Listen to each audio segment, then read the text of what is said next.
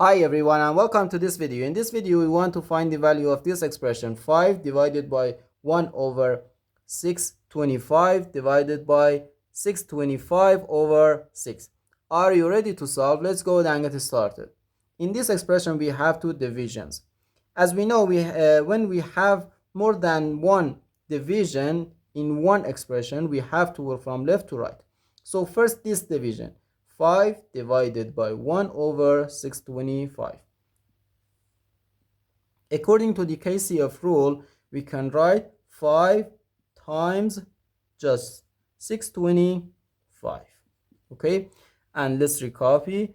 Divided by 625 over 6. Okay, and again according to the KCF rule, we can write 5 times 625 times 6 over 625.